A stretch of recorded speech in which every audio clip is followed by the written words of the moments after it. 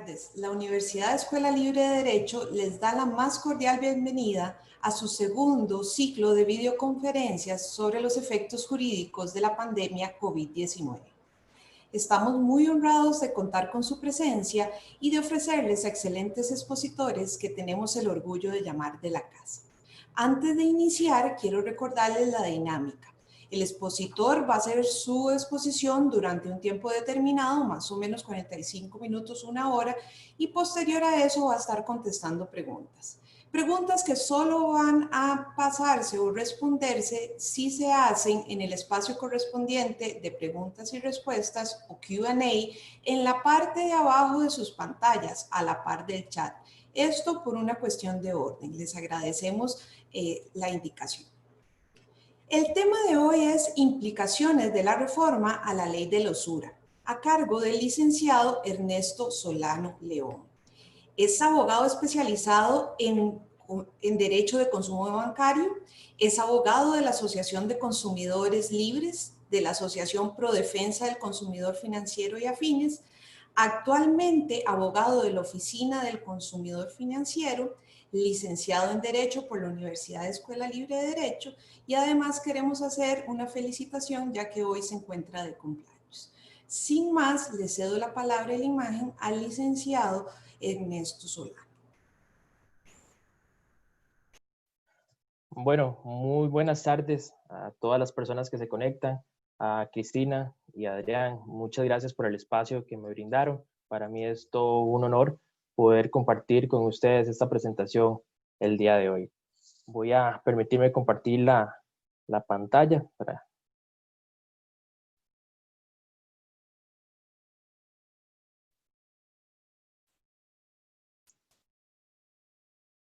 Bueno, como bien lo manifestaba Cristina, el tema de que vamos a tratar el día de hoy es sobre las implicaciones de la llamada ley de usura, que no es más que una reforma a la ley 7472, que es la ley de la promoción de la competencia y defensa efectiva del consumidor.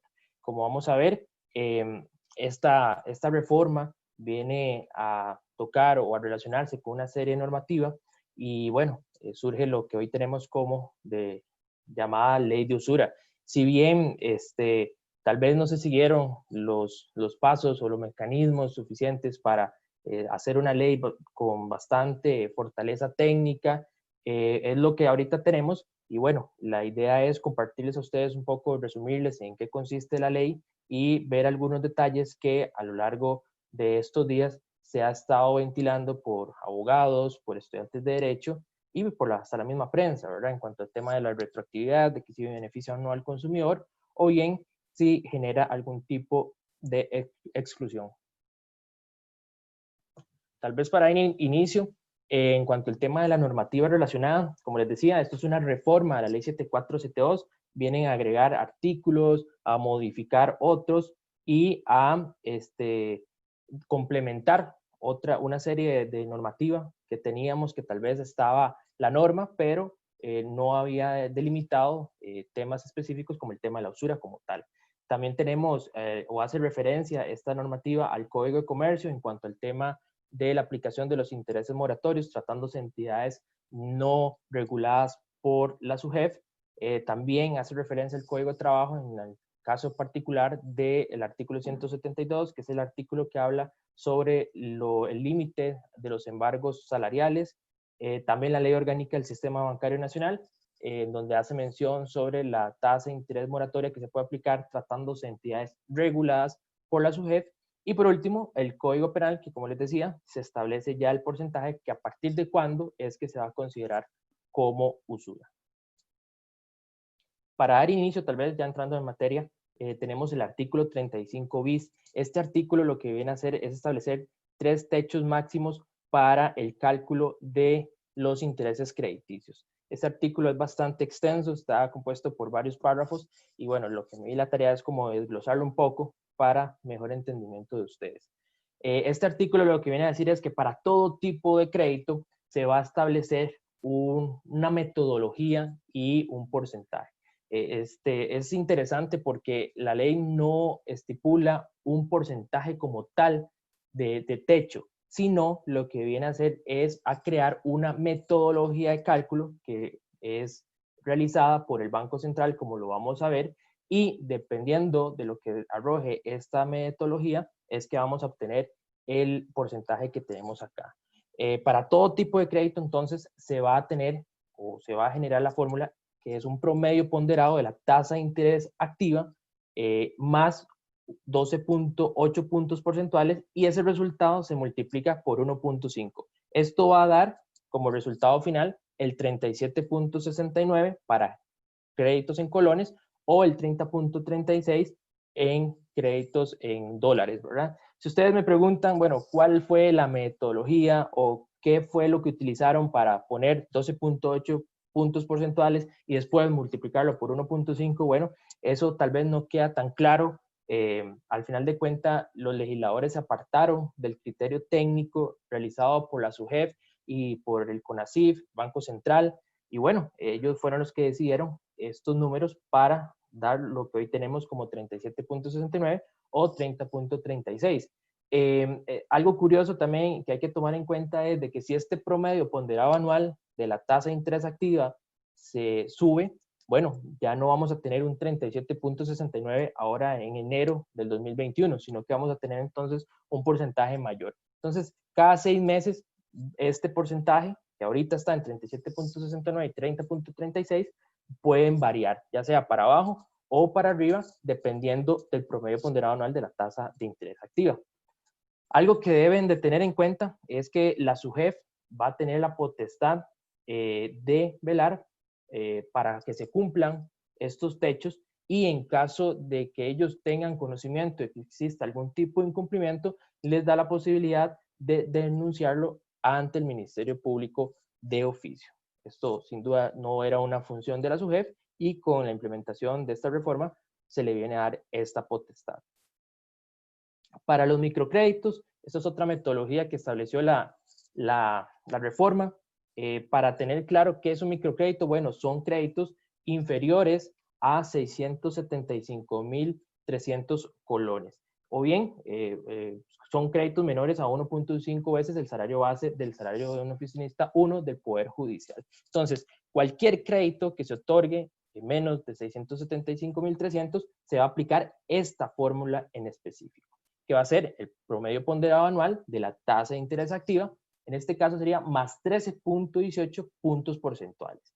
Ese resultado se multiplica por 2.085 y es lo que nos va a arrojar el porcentaje de 53.18, tratándose de créditos otorgados en moneda de colón, o bien 42.99, tratándose de créditos otorgados en dólares. Muy importante que lo tengan en cuenta, se excluye las tarjetas de crédito de los microcréditos.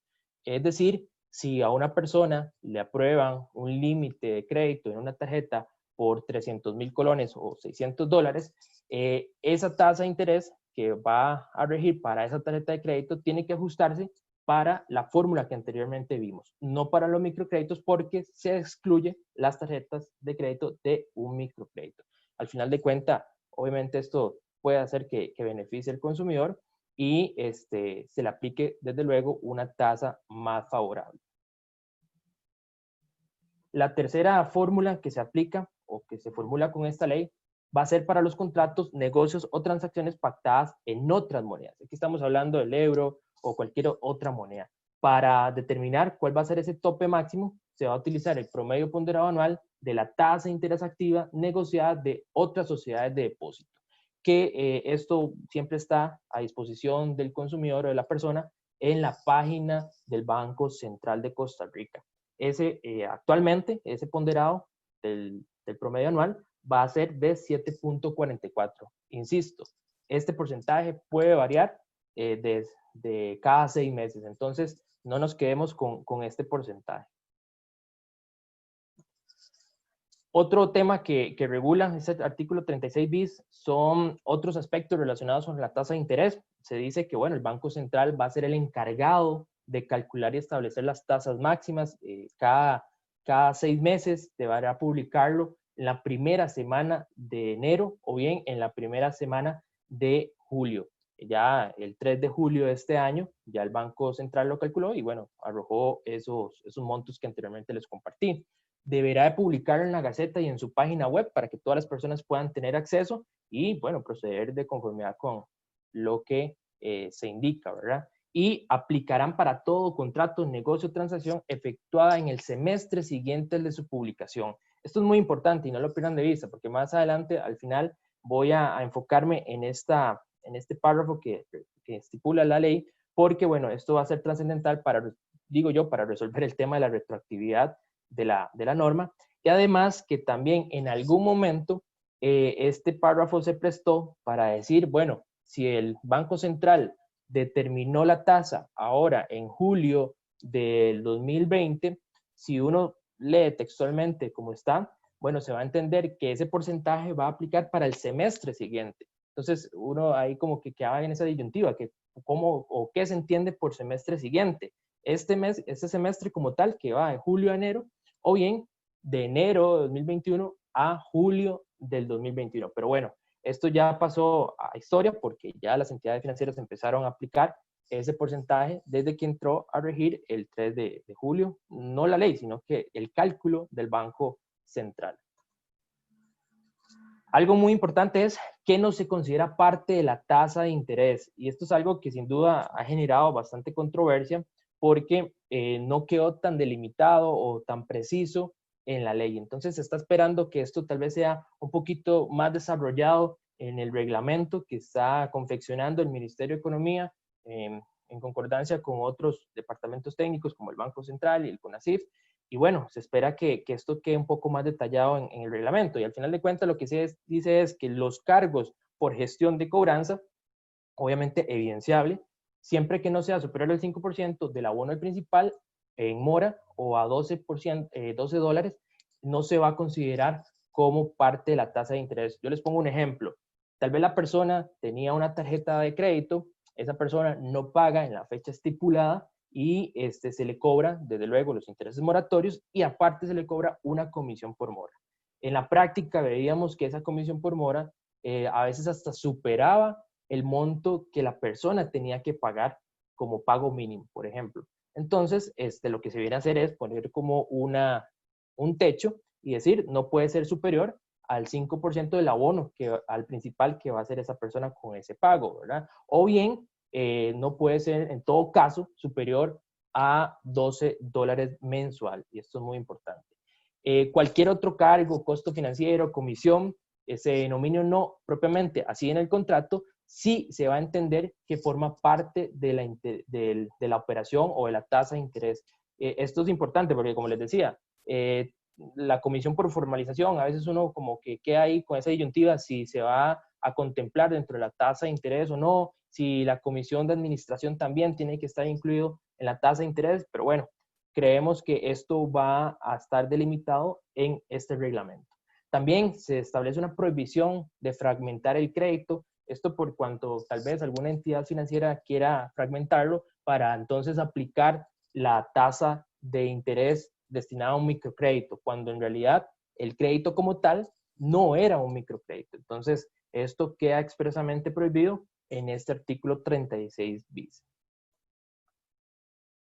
Por otro lado, tenemos el tema de cuándo estaríamos en presencia de la usura como tal. Y es que este artículo viene a decirnos que vamos a estar en presencia del delito de usura cuando se cobre una tasa de interés superior a la establecida por el Banco Central, de acuerdo con el artículo 36 bis, y relacionado desde luego con el artículo 243 del Código Penal, que es el que establece el tipo penal. Como les decía, ya el tipo penal existía desde los años 80, pero bueno, no podían aplicarlo porque precisamente no había una norma que estableciera a partir de cuánto iba a considerarse como usura. Entonces ya el artículo 36 bis dice, bueno, a partir del 39 o a partir de la tasa de interés que establezca el Banco Central, ya se va a considerar como usura y la persona puede presentar la denuncia correspondiente. Algo que se debe tener también claro es que toda persona física o jurídica que otorgue financiamiento a terceros debe cumplir con los límites establecidos. Y cuando digo toda persona física o jurídica es bancos, cooperativas, mutuales, asociaciones solidaristas, también el tema de los prestamistas de poste o los que están en el barrio. Toda persona tiene que cumplir con estos topes que se establecen en esta ley. Hay tal vez una controversia o se ha generado algún tipo de discusión porque se dice que, bueno, una asociación solidarista no otorga financiamiento a un tercero, y efectivamente es así. No otorgan un crédito a cualquier hijo de vecino, sino a sus propios asociados. Entonces, ahí queda como por detallarse por qué se entiende por tercero, ¿verdad? Si es asociado, se puede considerar así o no. Pero bueno, esto creemos que pueda estar un poco desarrollado también en el susodicho reglamento. En cuanto al tema de las tasas de intereses moratorias, lo que les decía, aquí se hace referencia a la Ley Orgánica del Sistema Bancario Nacional y también al artículo 498. En el primer supuesto, cuando se trata de créditos que otorgan bancos y sus grupos conglomerados financieros, se va a aplicar el artículo 70 de la Ley Orgánica del Sistema Bancario Nacional. Este artículo lo que dice es de que los intereses moratorios no pueden ser mayores a 2 o pueden ser mayores hasta 2 puntos porcentuales por encima de la tasa de interés corriente.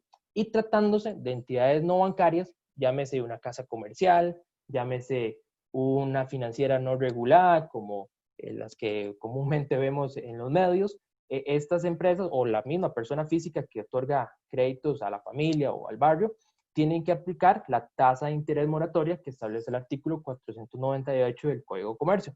Esta la que dice es que no puede ser mayor en un 30% de la tasa de interés corriente.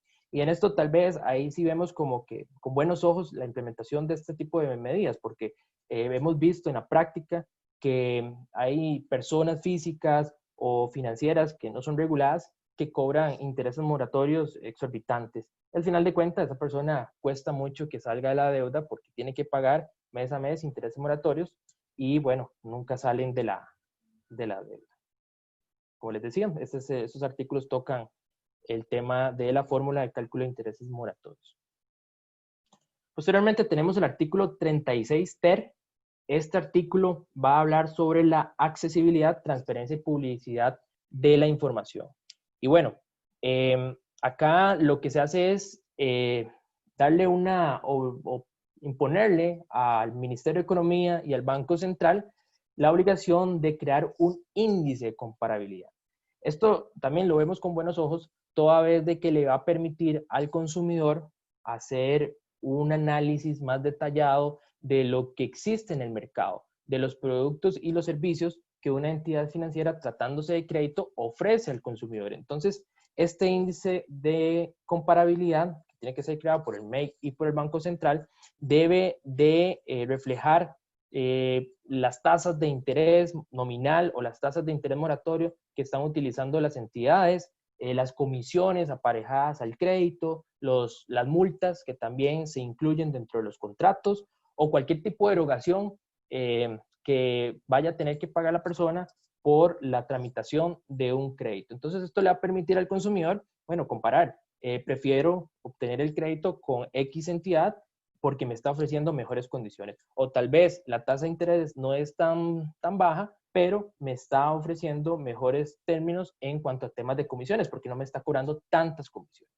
Esto debe incluir personas físicas y jurídicas y medios electrónicos de pago. Es decir, si tienen la potestad o la posibilidad de pagar por diferentes canales. Y los gastos de formalización, así como los beneficios pecuniarios y no pecuniarios que el servicio incluya. Toda la información, absolutamente toda la información ligada a un crédito que otorgue una entidad financiera regulada, tiene que estar dentro de ese índice de comparabilidad. Y desde luego que surgen algunas dudas con respecto a cómo es que se va o cómo va a operar en la realidad, ¿verdad? Porque puede ser de que alguna entidad utilice esto para competencia leal, en fin, muchas interrogantes que se pueden generar en el futuro. El primer cálculo de este índice dice la ley que debe ser antes de 6 meses a partir de la entrada en vigencia de esta ley. Entonces, se supone, en teoría, que ya esto tuvo que haberse hablado o dicho a nivel de MEC y Banco Central para poder cumplir con esta norma en específico. Otro tema que incorpora este artículo es de que los acreedores deberán de disponer en su página de internet un enlace que redirija a la página del Banco Central o a la página del MEC para mostrar este índice de comparabilidad, para que la persona simplemente cuando quiera tener información respecto a los productos y servicios, bueno, vaya a la casilla donde tenga este link y lo redirija a estas empresas.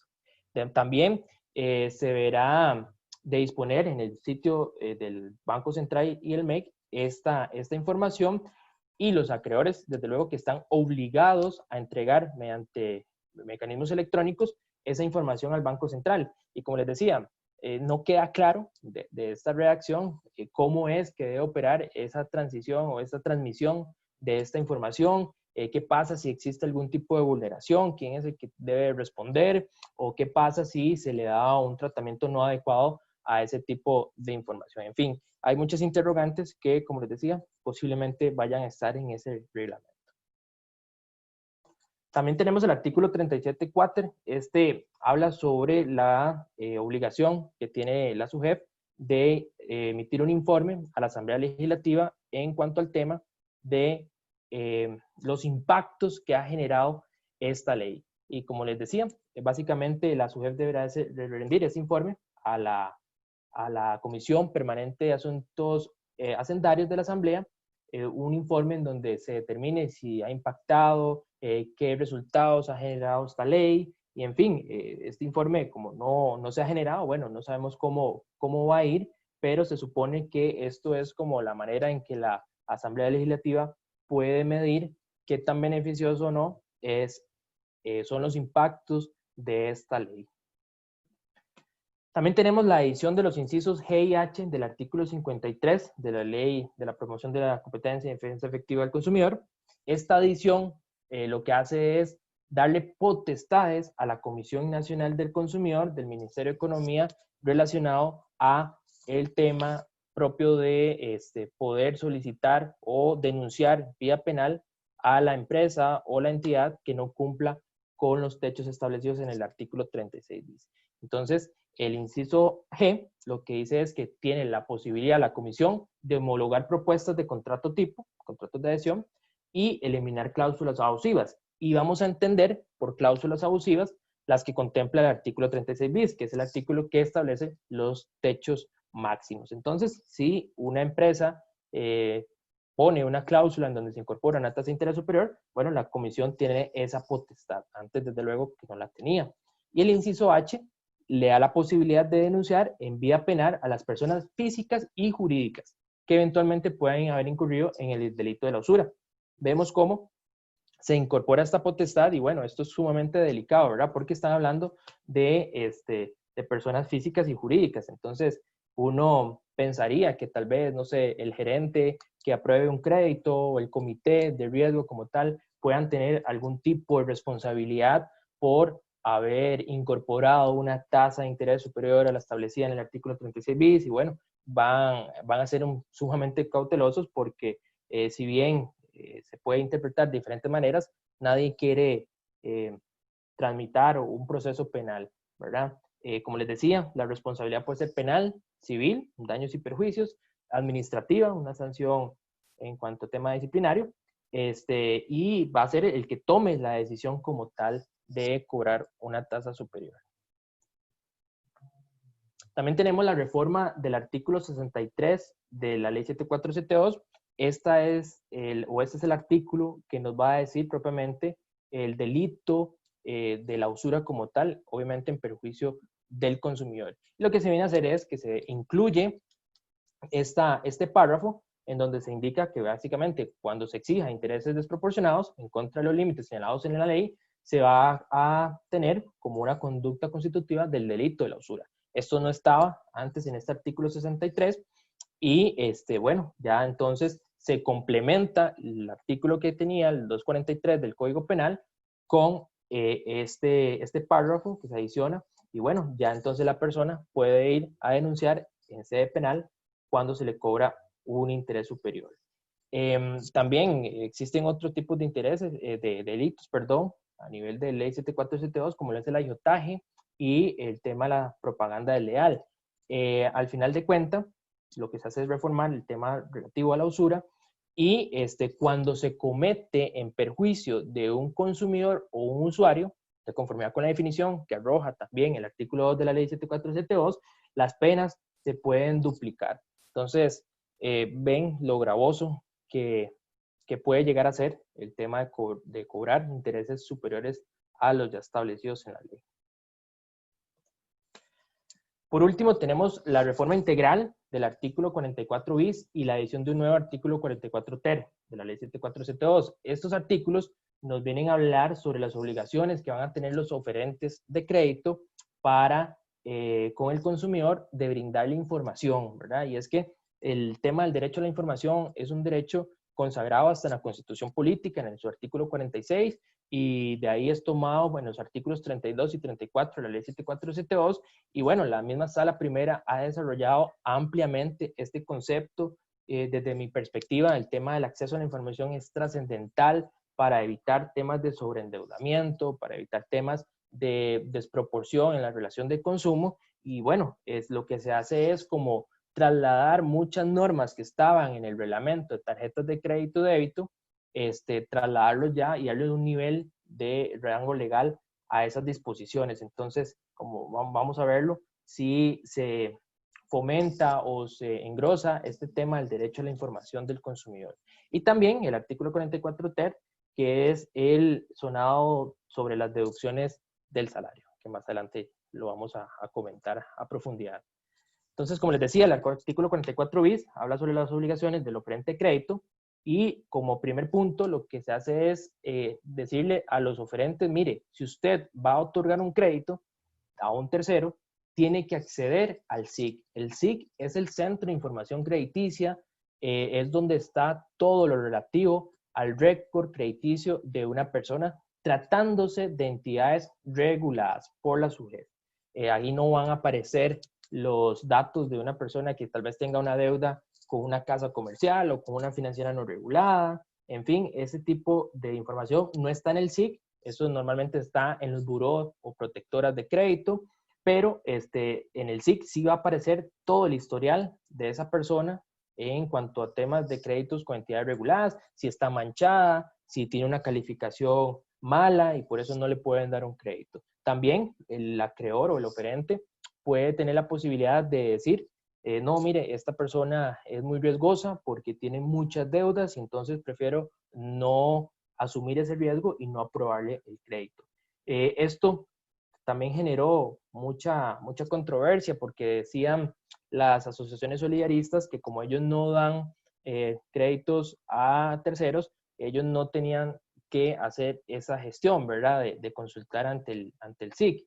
Sin embargo, bueno, esto igual me imagino que posiblemente pueda llegar a un tribunal de justicia porque no queda claro de la redacción del artículo. También la misma SUGEF ha indicado que ellos no cuentan con una plataforma o están en proceso de implementación de una plataforma para poder acceder ágilmente porque la demanda es mucha.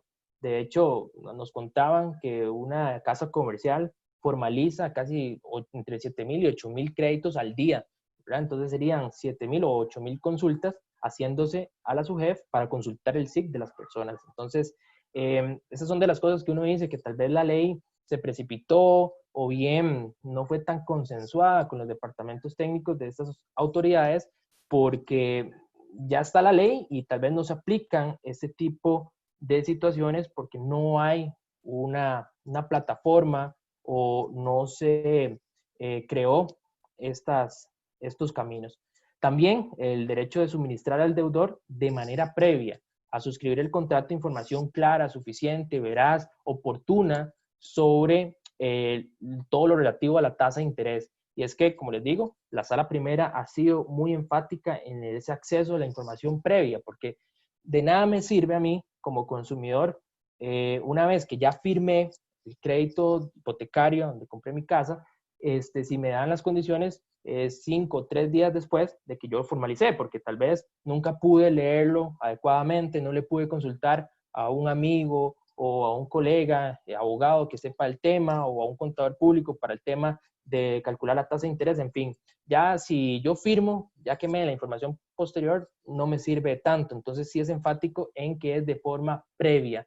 También, desde luego que se le debe dar un seguimiento cuando la persona formaliza, durante todo el plazo del crédito se le debe dar constante información al consumidor para actualizarlo, pero al final de cuentas lo que se busca es esa protección antes de suscribir un contrato como tal.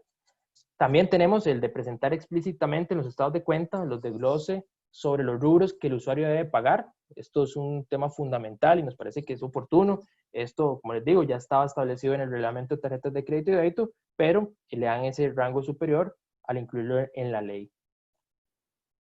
La tasa de interés del periodo también es importante mostrarlo porque a veces hacen algún tipo de maniobra y no se muestra, solo se muestra otro tipo de tasa de interés corriente, pero bueno, se da esa obligación de mostrar la tasa de interés del periodo y además informar en el estado de cuenta inmediato posterior las modificaciones que puedan darse en el contrato. Y es que acordémonos que el contrato de tarjetas de crédito es el único contrato que se puede modificar unilateralmente y se modifica desde luego por parte del acreedor, que en este caso es la relación dominante. Entonces, esto, como les digo, estaba en el mismo reglamento de tarjetas de crédito y débito y lo que indica es que si yo como acreedor quiero modificar algún tema del contrato, ya sea tasa de interés, comisiones o quiero agregar comisiones, quiero incorporar algún tipo de seguro, bueno, le tengo que avisar al consumidor con un tiempo suficiente de anticipación para que ese consumidor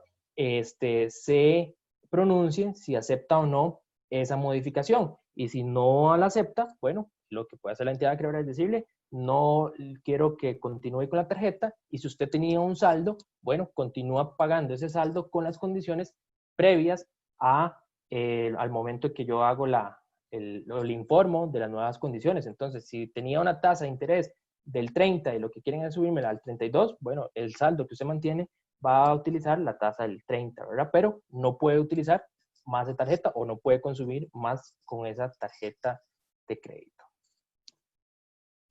Y bueno, llegamos al artículo 44 ter. Este es el artículo que yo les digo que ha generado también mucha controversia porque es el relacionado al tema de las deducciones automáticas. Y hago la diferencia en que una cosa es la deducción automática y otra cosa son los embargos, que al final de cuentas tiene ahí como una cierta similitud, pero bueno, un tema es, de luego, tema administrativo y el otro ya es un tema judicial. Este artículo lo que nos viene a decir es que los trabajadores tienen ese derecho de solicitarle al acreedor con el que formalizan una operación que le deduzcan de su salario de la fuente el monto que va a pagar de cuota, ¿verdad? Y este artículo lo que viene a decir es que debe haber un consentimiento tanto del trabajador como del patrono y de la entidad financiera.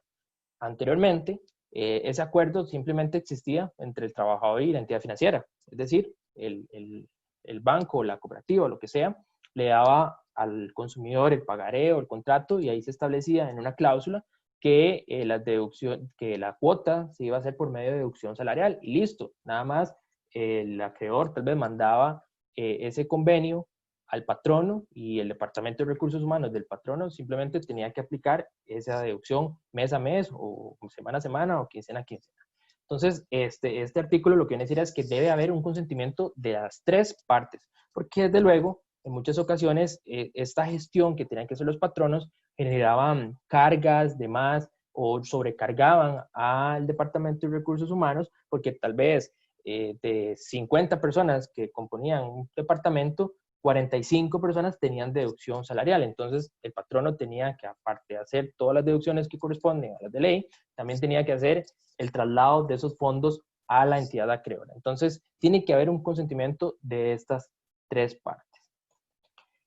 Y también se le indica que al Banco Central de Costa Rica que habilite la plataforma SIMPE para implementar estas deducciones. Y esto es otro tema que tal vez no se pusieron de acuerdo o no informaron de la manera más idónea al Banco Central porque ellos no tienen, o la plataforma SIMPE no fue creada para ese fin, ¿verdad? Y entonces estamos viendo que en este tema en específico se está generando problemas porque definitivamente SIMPE no estaba hecho, no está hecho para hacer este tipo de deducciones. Entonces, no sabemos igual qué va a parar y cómo van a operar en cuanto a este punto en específico. Y bueno, el punto más álgido del artículo es de que se establece que no podrán hacer deducciones del salario del trabajador que afecten el salario mínimo intangible e inembargable, que es el que estipula el artículo 172 del Código de Trabajo. Y aquí soy muy enfático porque esto genera mucha consulta, mucha pregunta, y es porque la gente cree que no me van a rebajar más la cuota que me han estado deduciendo, ¿verdad? Y esto no es así. Si se aplica este artículo como tal, de manera correcta, lo que se va a hacer es de que a esa persona ya no le van a deducir, o bien le aprueban un nuevo crédito, y a esa persona no le van a deducir más allá de ese salario mínimo, que actualmente está como en 199.700 colones, y al menos a esa persona le va a llegar esa plata. Eso no quiere decir que si existe un saldo en descubierto, no lo tenga que pagar. Voy a poner un ejemplo claro.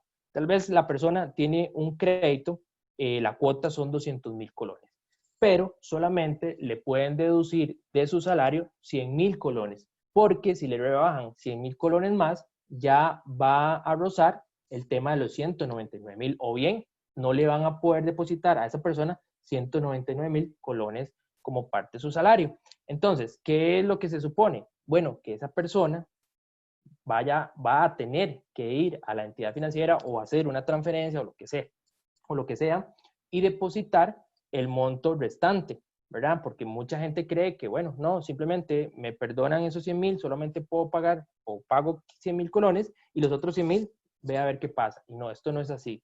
La entidad acreedora, o si esto se hace de esa manera, la entidad acreedora, desde luego que está en la posibilidad de mandar a esa persona a cobro judicial porque no se ha hecho buen pago, ¿verdad? No está haciendo el pago total de la cuota que le corresponde.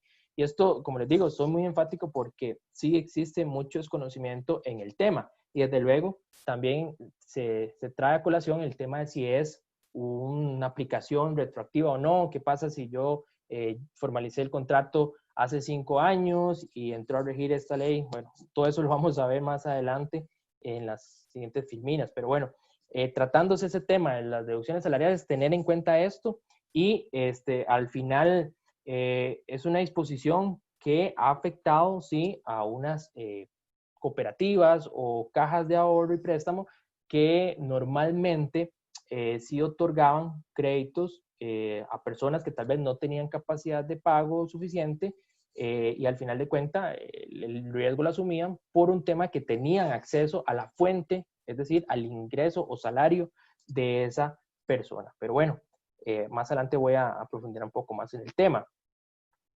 Muy importante que quien respete este salario mínimo intocable va a tener una sanción que la establece el artículo 155 de la Ley Orgánica del Banco Central. Y la sanción va de un 1% a un 2% del patrimonio contable de la entidad financiera. Entonces vemos que esta sanción es realmente considerable y no veo a ninguna entidad financiera exponiéndose, ¿verdad? Y tal vez desaplicando una norma como esta, porque un 1% o un 2%, por más poco que parezca en el texto, sí es bastante considerable tratándose de entidades financieras. Entonces, surgen dudas de qué pasa con situaciones sobrevinientes. Un ejemplo, que la persona tiene su trabajo, tiene un salario bueno, la persona solicita un crédito en una cooperativa o en una entidad bancaria, tenía capacidad de pago en ese momento, le deducían y esto se apegaba al artículo 44 ter, pero resulta ser de que por el tema del COVID le reducen la jornada laboral o bien lo despiden, encuentra otro trabajo y en ese nuevo trabajo le pagan muchísimo menos. Entonces, ¿qué pasa si esa entidad acreedora llega y le hace la deducción, pero ya esa deducción, al tener un nuevo ingreso, ya raya o deja de aplicar lo estipulado en el artículo 44 ter?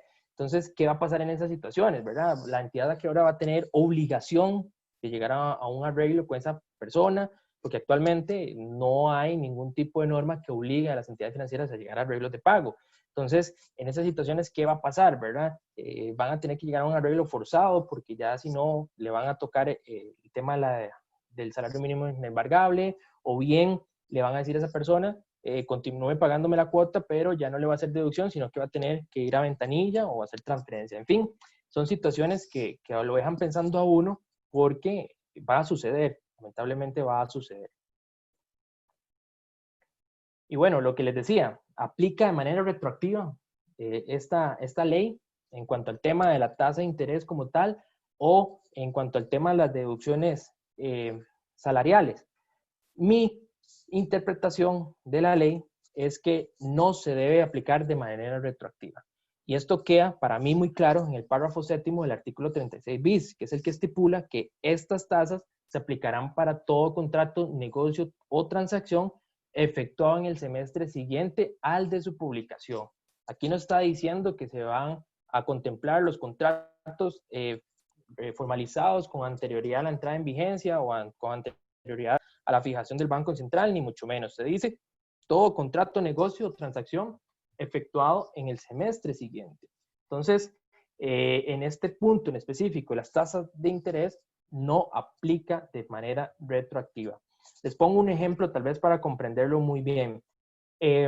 Las personas que tienen tarjetas de crédito, tal vez esa persona haya comprado una pantalla, ¿verdad? Esa persona no pagó de contado y financió la compra de esa pantalla.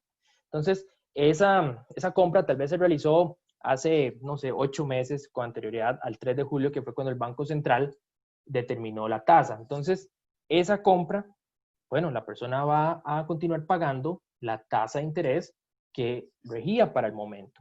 Si esa persona compra esa pantalla el 15 de julio, cuando ya el Banco Central fijó la nueva tasa, bueno, esa compra, si esa persona financió la pantalla, le van a tener que aplicar la nueva tasa, 37.69. Digamos que era un crédito superior a los 675,000, que es el tema del salario, perdón, del microcrédito. Entonces, ese saldo que la persona está financiando se le debe aplicar la nueva tasa. ¿Qué es lo que pasa?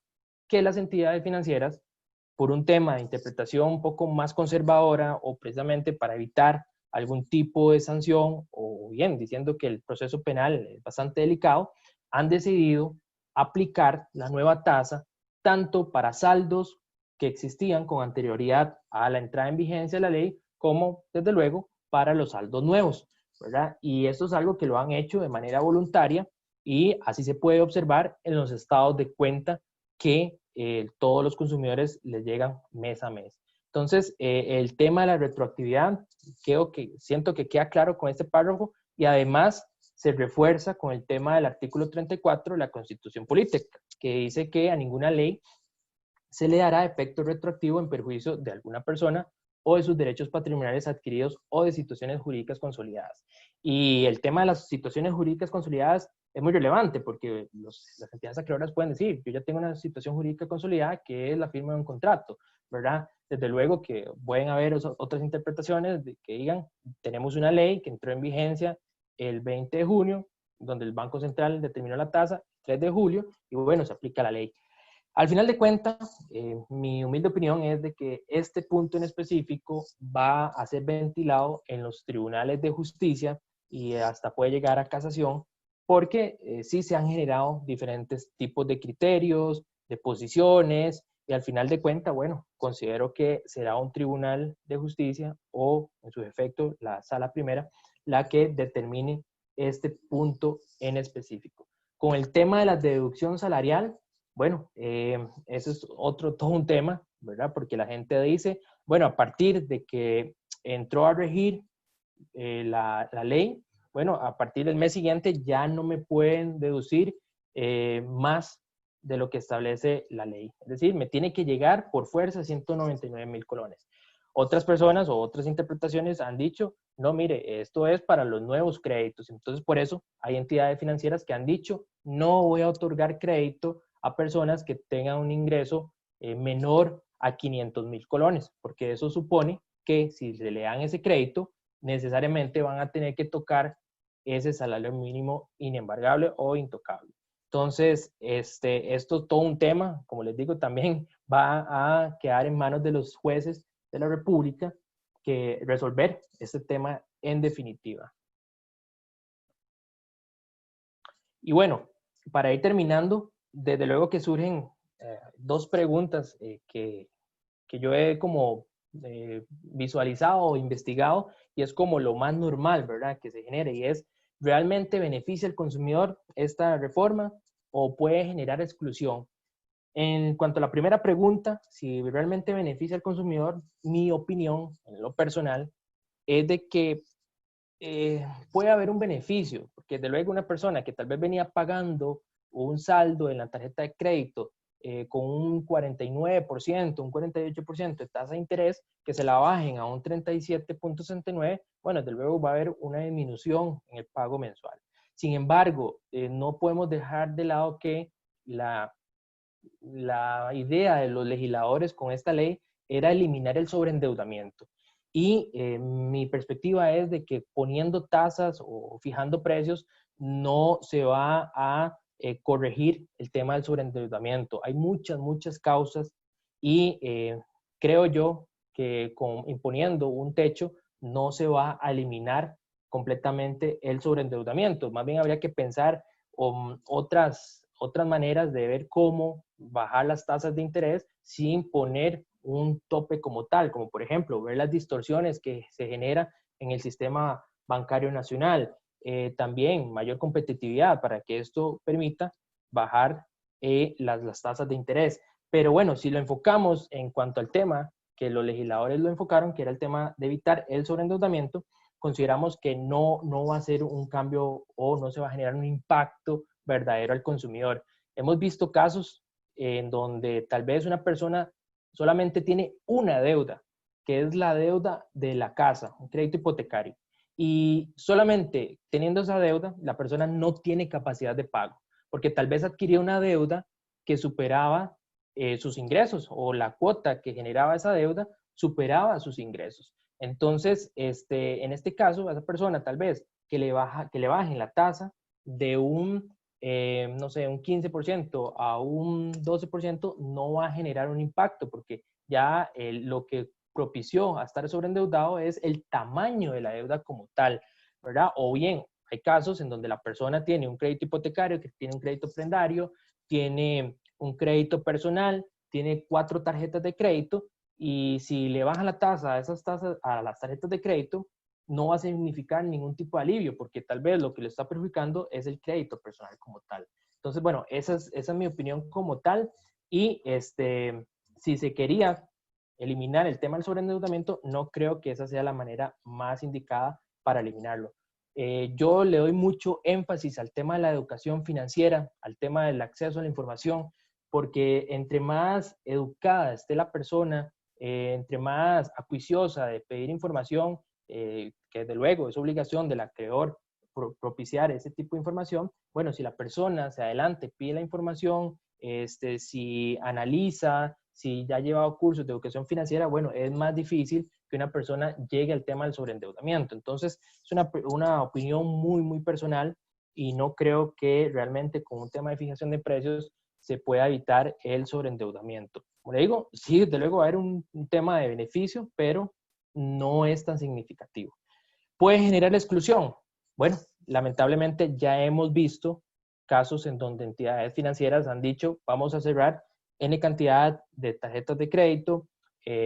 Son como 4 bancos que ya han dado esa noticia. Una caja de ahorros y préstamos ya dijo, no voy a otorgar crédito a personas que tengan ingresos inferiores a 500,000 colones. Y bueno, la preocupación es de que si estas personas no solicitaran más crédito, está bien, porque esto va a permitir que la persona no se sobreendeude porque ya está muy endeudada, y bueno, al final de cuentas es bueno hasta cierto punto. Pero ¿qué es lo que pasa? Que podemos ver casos en donde esa persona, por no tener educación financiera, posiblemente no se quede de brazos cruzados, y si me cerraron la tarjeta, bueno, voy a tener que ir a una financiera no regulada o a un prestamista de la calle que, si bien tiene que aplicar los topes, es más difícil poder controlar el punto. Entonces, esa persona, si le cierran la tarjeta o si no le van a dar crédito, muy posiblemente va a terminar en esos prestamistas de poste, en donde le cobran tasas de interés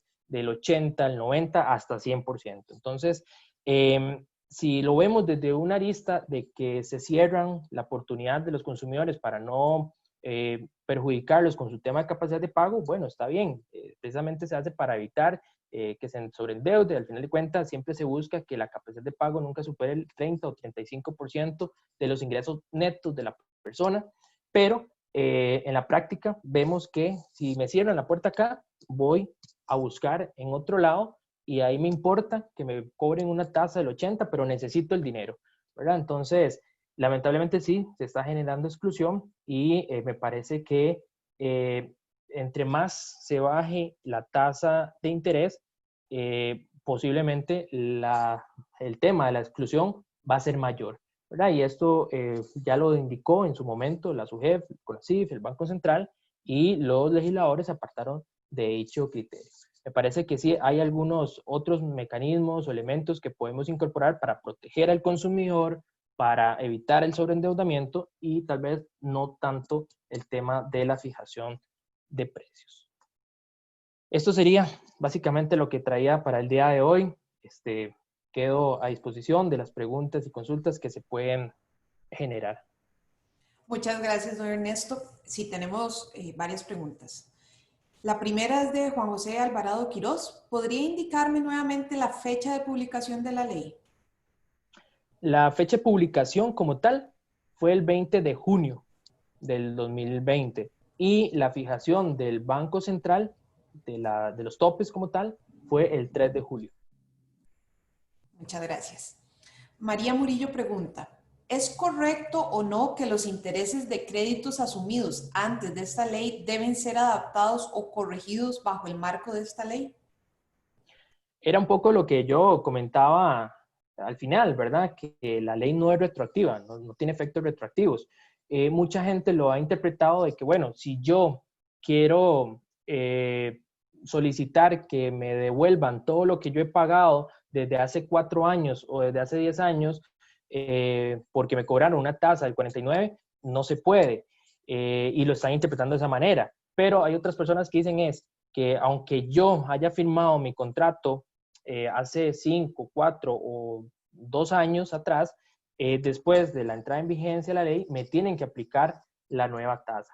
Esto, como le digo, es un tema que va a llegar a tribunales. Mi criterio es de que la entidad no tiene la obligación de aplicar esa nueva tasa. Sin embargo, tratándose de tarjetas de crédito, como les digo, las entidades financieras, haciendo una aplicación conservadora, una aplicación para evitar cualquier tipo de problema futuro, están adecuando las tasas de interés por parejo. Es decir, aunque usted haya firmado el contrato hace 5 años, le aplico la nueva tasa.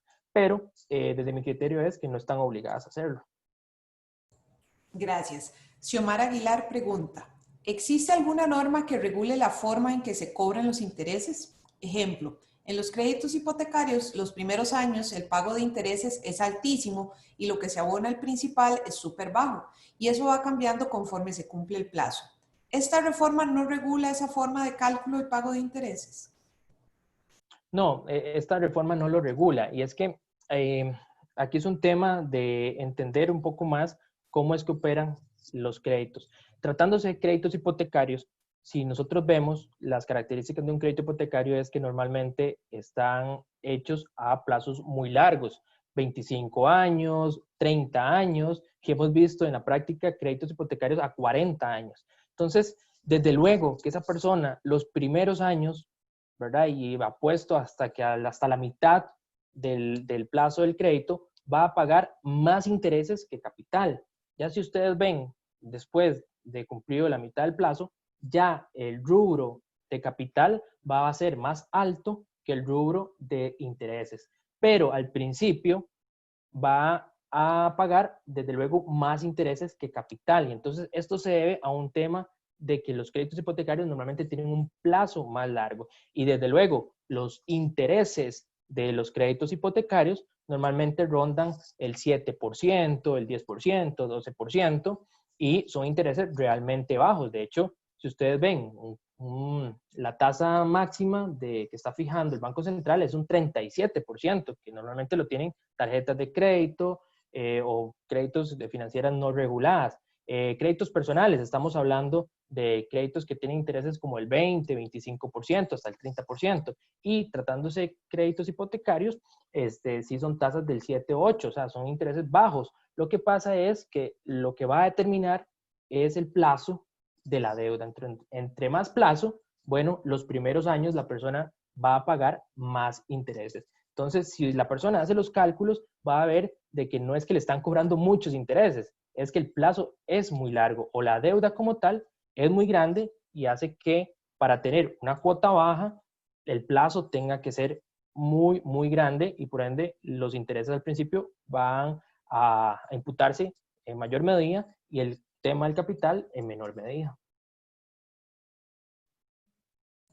Muchas gracias. Juan José Alvarado pregunta, deseo se me aclare si las tarjetas de crédito quedaron incluidas en esta normativa. Gracias. Sí, como lo hablaba al principio, las tarjetas de crédito están incluidas en la normativa y se aplica la primera fórmula que hablaba, que era para todo tipo de crédito. Aunque la tarjeta de crédito sea por un monto o tenga un límite de crédito de 300,000 colones, se va a aplicar la tasa de interés que actualmente está en un 37%, 37.69. Gracias. María Murillo, ¿para cuándo se espera que esté aprobado el reglamento? El Ministerio de Economía tiene 90 días a partir de la publicación de la ley. Entonces estamos esperando que a finales de octubre posiblemente ya vaya a estar este reglamento que, como les digo, posiblemente va a contestar muchas preguntas que tenemos. Gracias. Don Randall Álvarez dice, tomando en consideración que los bancos pueden modificar unilateralmente los contratos de tarjeta de crédito de conformidad con el reglamento, ¿es dable bajo esta premisa que cierren unilateralmente el servicio de tarjeta al cliente sin previa notificación, exista o no saldo pendiente al momento del cierre? Vamos a ver, el acreedor tiene la posibilidad de cerrar la tarjeta. Eso no hay tela de duda y en cualquier momento puede decidir unilateralmente cerrarla. Lo que está en la obligación de hacer es de notificar con anticipación a ese consumidor, ¿verdad? Porque se le tiene que informar, vea, a partir de tal fecha ya no va a poder utilizar sí, utilizar la tarjeta como medio de pago. Porque imagínense que esa persona vaya a un comercio y diga, no, le rechazamos la tarjeta porque no está habilitada. Entonces, esa entidad está obligada a notificarle con anticipación que están, de hecho, ellos están utilizando el mismo plazo del reglamento de tarjetas de crédito y débito, que son como 2 meses de anticipación para decirle, bueno, a partir de esta fecha ya no se le va a habilitar la tarjeta y el saldo que usted mantiene lo va a pagar con X tasa de interés. Pero sí están en la obligación de notificarle al consumidor que esa tarjeta le va a ser cerrada. Muchas gracias. Jimmy Fonseca pregunta, buenas tardes. Si bien es cierto que esta ley no tiene aplicación retroactiva, el cierre de aproximadamente 70,000 cuentas por parte de un banco privado, BAC San José, ¿considera que fue una decisión anticipada o existe algún otro tema legal de por medio? Bueno, esa pregunta es difícil de responderla porque, bueno, no sabemos nosotros, y en lo particular Ernesto Solano no sabe las consideraciones que tuvo el banco para cerrarla. Desde luego, hicieron público una nota en donde indican que es por la entrada en vigencia de la ley. Sin embargo, como les digo, están en la potestad de hacerlo siempre y cuando se notifique a ese consumidor y al final de cuentas es un tema de riesgo, ¿verdad? Es un tema de riesgo que en muchas ocasiones las entidades asumían el riesgo tal vez de prestarle o otorgarle una tarjeta de crédito a una persona que tal vez tenía un ingreso bajo y lo compensaban con una tasa de interés alta. La premisa de materia económica es a mayor riesgo, mayor va a ser la tasa de interés. Entonces, ahora lo que sucede es de que no van a poder prestarle a esa persona porque prestarle tal vez a un 37 significaría mucho riesgo, entonces no se van a jugar y lo que hacen es cerrarle la tarjeta. Entonces, esto es como un tema básicamente principio económico, ¿verdad? Financiero, y al final de cuentas los argumentos reales o no, bueno, lo tendrá la entidad financiera, pero sí, esto es algo que a las personas tal vez a veces le cuesta entender, que a mayor riesgo, mayor va a ser la tasa de interés. Una persona puede decir, bueno, prefiero entonces que no me den un crédito. Está bien, precisamente para no pagar tanta tasa de interés. Lo que sucede es de que si va a donde otro acreedor o a donde otra persona que preste plata y pague más tasas de interés porque no le dan en ningún lado, al final de cuentas no es beneficioso para el consumidor. Gracias. Daniela Cole. A mí me gustaría saber, por ejemplo, cómo afecta que la tasa de usura sea de un 37%, como lo definió el Banco Central, ya que muchos de los bancos que cerraron microcréditos y hasta hicieron reestructuración de la entidad por la reforma, aprobaban créditos con tasas de un 2 a un 4% más de lo establecido. ¿Esos porcentajes respaldan realmente los cambios que realizaron las entidades bancarias? Sí, como les decía en la respuesta anterior, esto es un tema de riesgo. Cada entidad financiera o cada persona física o jurídica que se dedica a otorgar crédito a terceros lo va a determinar de conformidad con su apetito de riesgo. Entonces, tal vez para una entidad financiera que manejaba una tasa de interés del 39 y resto o el 40 y al pasar al 37 dicen, no puedo darle o mantenerle ese producto a la persona, bueno, es que tal vez ese 2% significa mucho a nivel interno, ¿right? Y recordemos que es que a la hora de determinar una tasa de interés van a haber muchos elementos para considerar, por ejemplo, el tema del encaje mínimo legal, las utilidades que debe tener la entidad, también los otros gastos que se generan en el formalizar un crédito. Entonces, al final de cuentas, no es que el 37% o el 49% o 45% vaya directamente a la bolsa o a las arcas de la entidad financiera, sino que, bueno, tiene que haber un desglose ahí, como le digo, el encaje mínimo legal y todo lo demás, y no solamente el banco. También no hay que perder de vista que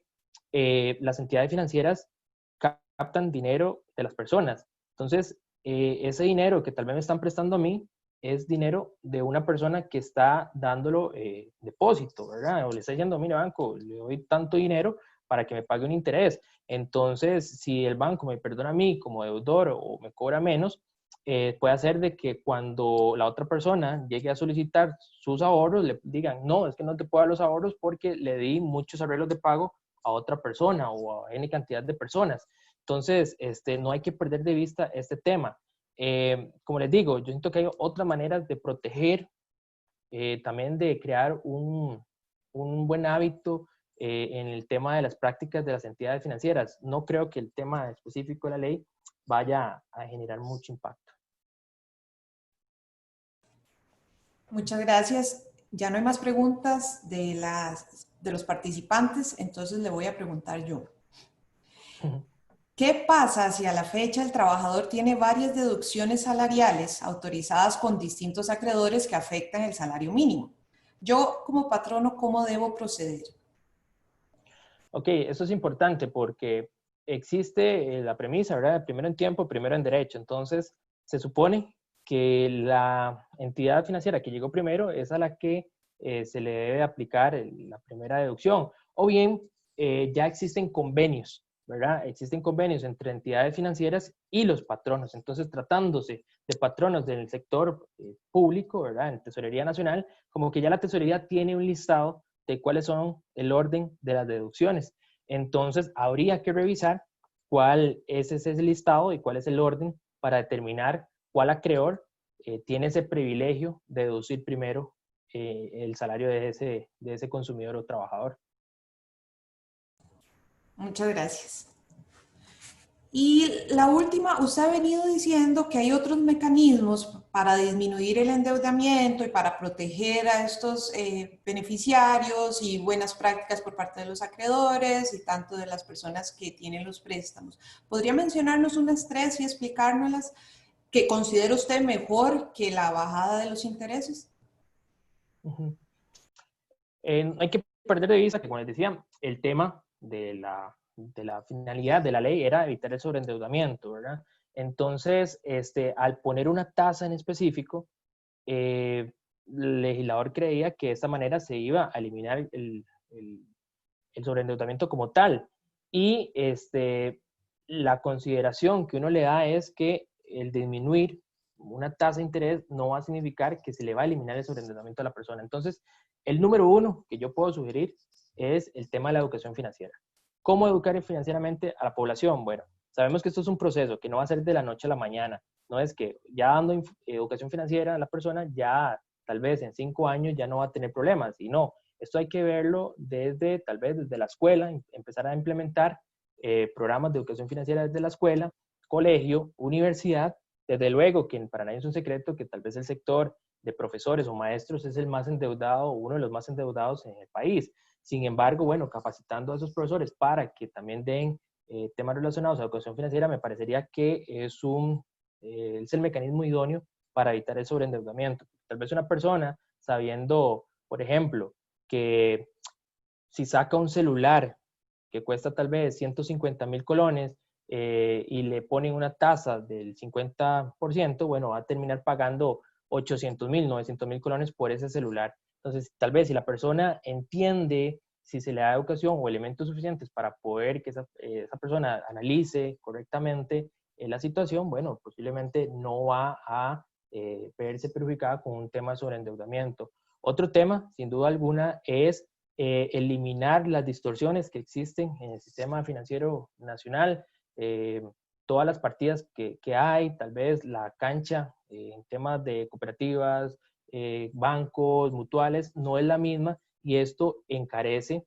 los productos financieros. Entonces, si disminuimos estas asimetrías, posiblemente los precios obviamente los intereses, que es el precio del dinero, van a bajar considerablemente. Y tercero, el punto de manejar adecuadamente lo que es las finanzas de la familia como tal. Estamos de acuerdo en que la persona tiene que llevar educación financiera de la escuela y todo lo demás, pero también buscar mecanismos que faciliten la educación financiera a lo interno del hogar. Y desde luego, esto se puede lograr también con buenas prácticas de las entidades financieras. De hecho, hemos visto, por lo menos en la parte práctica, en la Oficina del Consumidor Financiero, se creó un protocolo de buenas prácticas que las entidades afiliadas a la oficina han aplicado de forma voluntaria y de esta manera, bueno, un tema de autorregulación, ellos mismos pueden crearse sus propios límites sin necesidad ni tan siquiera de una ley. Entonces, me parece que esos tres elementos, buenas prácticas, educación financiera y el tema de el de buenas prácticas puede generar, evitar un sobreendeudamiento. Muchísimas gracias, don Ernesto. No tenemos más preguntas. Le agradeceríamos un comentario final para poder cerrar la actividad. Ok, tal vez como comentario final, la importancia que los consumidores deben de siempre valorar el tema de tener una buena educación financiera. Este tipo de normativa, como ya la tenemos, bueno, tal vez aplicarla de la manera correcta. Es decir, que si se le baja a usted la tasa de interés, bueno, utilizarlo como mecanismo para salir más rápido de la deuda y no decir, bueno, como ya no estoy pagando tal vez 100,000 colones de mi tarjeta de crédito, lo que voy a pagar ahora tal vez son 70,000, esos 30,000 los utilice para pagar más deuda, con el fin de salir más rápido y tener más disponibilidad del crédito. Entonces, es utilizar, ¿verdad? Esos mecanismos que está dando o que está trayendo beneficio a la ley para el beneficio como tal y no para incrementar la deuda que pueda tener esa persona, porque tal vez al ver que tiene un poquito más de dinero, se sigue endeudando. Entonces, esa no es la finalidad. Entonces, aprovechar esos pocos elementos que da la ley para evitar el tema de la deuda como tal. Muchas gracias. Antes de cerrar, tenemos una pregunta más de Manfred Caro. Dice, normalmente las hipotecas cuando se formalizan se utilizan formatos brindados por la institución financiera. Si esas cláusulas mantienen contravención con esta ley, ¿La sanción es solo para el acreedor o bien para el notario también? Siendo incluso que la mayoría de los notarios son nombrados por el acreedor. Muy importante pregunta. Si vemos con detenimiento lo que indica la ley, puede ser que tenga responsabilidad ese notario público en el tanto sea funcionario como tal de la entidad bancaria. Me parecería que igual que es un tema que puede llegar hasta estrados judiciales, pero me parece a mí, en lo particular, que ese notario público podría tener algún tipo de responsabilidad si forma parte del staff de la organización financiera. Y si no formara parte y tiene a su cliente esperando el crédito para formalizar, ¿qué Eso piensa es usted? no creería que tuviera responsabilidad. Ahora, acordémonos que también el notario público tiene que informar, ¿verdad? De forma adecuada, veraz y de manera suficiente al consumidor. Y me parece que si está implementando una cláusula o está consintiendo una cláusula que va en contra de lo que indica la normativa, no me parece que vaya a tener que tener algún tipo de responsabilidad propiamente. Parecería que la persona tendría que presentar la denuncia por fuera, ¿verdad? No directamente ante la entidad financiera como tal, pero sí tal vez en contra del notario público por consentir. Pero no sé si me logro expresar que relacionado con la entidad, no, ¿verdad? O la entidad financiera no tendría relación con la responsabilidad que pueda tener el notario público. Muchas gracias. Pues agradecerle al licenciado Ernesto Solano, excelente charla, muy interesante. Todos hemos estado viviendo estas reformas y muchos también hemos pensado que podía traer algún beneficio en el sentido sobre todo del endeudamiento, como sí se planteó por nuestra Asamblea Legislativa. Ya ahondando en el sentido jurídico nos damos cuenta, el financiero nos damos cuenta que no es así, que puede ayudar a mejorar, ¿verdad? Si tenemos buenas prácticas financieras, pero que no necesariamente es un beneficio para el consumidor, como se había planteado en un momento. Agradecerles a todos los presentes el habernos acompañado esta tarde, recordarles que seguimos con las charlas la próxima semana, el martes 1 de septiembre tendremos Acelerando el Éxito, ahora es cuando, con la doctora Erika Hernández Sandoval, expresidenta del Colegio de Abogados y Abogadas de Costa Rica, y estaremos informándoles de más charlas. Muchas gracias, buenas noches y hasta la próxima.